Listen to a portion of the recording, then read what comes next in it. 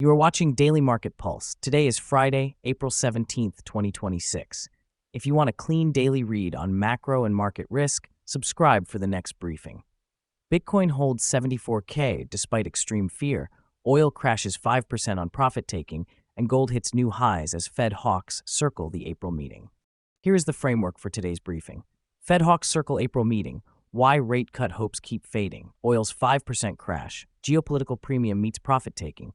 Gold's safe haven bid new highs as inflation hedges activate. Crypto's fear paradox. Bitcoin near 75K, but extreme fear dominates. Daily financial market update. Live prices. Gold, silver, crypto, equities, U.S. bonds, and trend. Let's start with the Federal Reserve story that's driving everything else. The Federal Reserve story continues to dominate, with the 10-year Treasury yield holding firm at 4.31% and rate cut expectations getting pushed further out. Recent U.S. economic data came in stronger than expected, and Fed commentary has maintained a cautious tone about easing policy. This matters because the higher-for-longer narrative is the key driver across all risk assets right now. When the Fed stays hawkish, it supports the dollar, keeps borrowing costs elevated, and creates headwinds for everything from tech stocks to emerging markets. Markets are showing this classic late-cycle behavior where equities stay resilient near highs, but multiple expansion gets capped. The S&P 500 gained just 0.26% to 7,041, showing growth is still there, but enthusiasm is measured. What to watch next? The critical date is April 28th to 29th for the next FOMC meeting. Any shift in language around inflation persistence or labor market strength could either cement this hawkish stance or give markets room to breathe.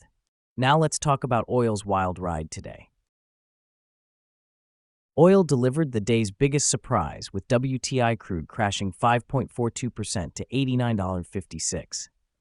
This was a sharp reversal from recent sessions where geopolitical tensions in the Middle East had been driving prices higher and building in a substantial risk premium.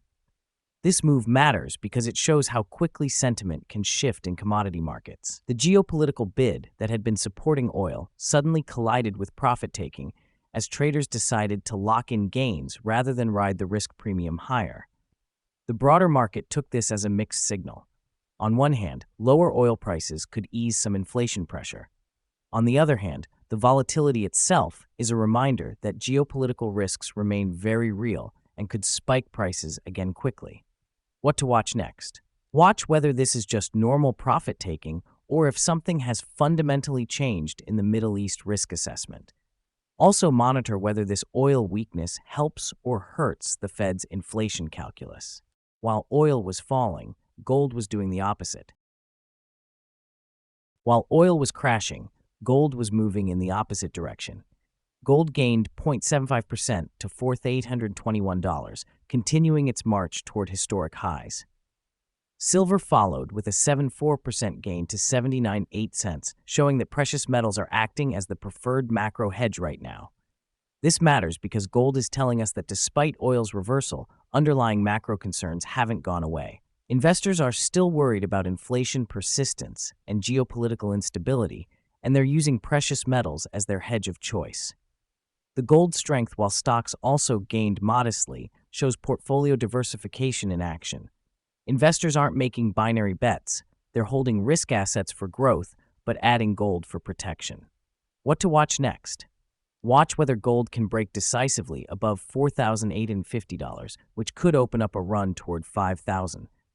Also monitor central bank buying patterns and real yield dynamics. Finally, let's decode what's happening in crypto, because it's genuinely bizarre.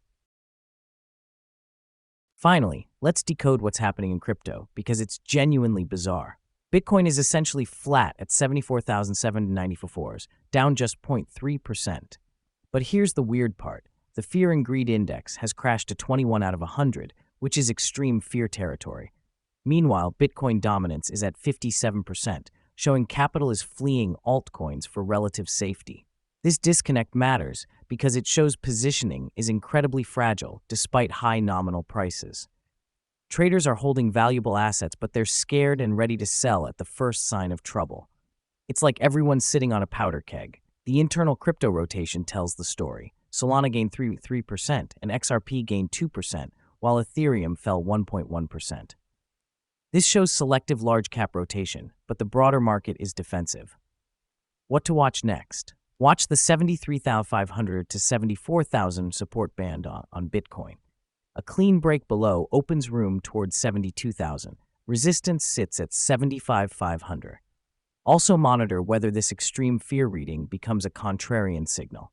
Now let us turn to today's live market snapshot, where gold, crypto, stocks, and bonds are actually trading right now. Now for our daily financial market update. Here is where the key asset classes stand as of Friday, April 17, 2026. Gold is trading at 4,814, higher on the day, and is higher over the past 5 sessions. Silver is at 78.88, strongly higher today, with a 5-day trend of plus 4.4%.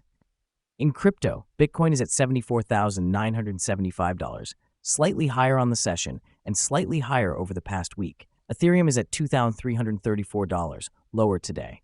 Other major crypto, Solana at 88.50, BNB at 627.90, XRP at 1A3T. On equities, the S&P 500 at 7,041.28, strongly higher. The Nasdaq at 24,001.270, strongly higher. The Dow at 48,078.2, slightly higher. Internationally, the DAX at 24,192.93, higher. The Nikkei at 58,475.90, strongly higher. The FTSE at 10,579.05, slightly lower. On the bond side, the 10-year U.S. Treasury yield is at 4.31%, slightly lower on the session, and the 30-year yield is at 4.93%, slightly higher.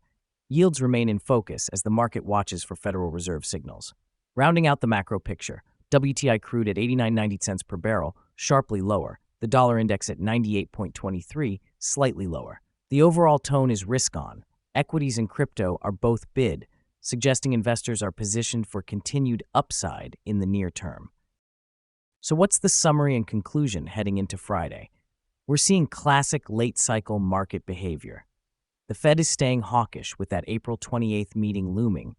Oil volatility is reminding everyone that geopolitical premiums can reverse fast, and crypto's showing us that high prices don't always mean confident positioning. The key watch is whether this cautious risk tone breaks something or if markets can digest higher for longer rates without major damage.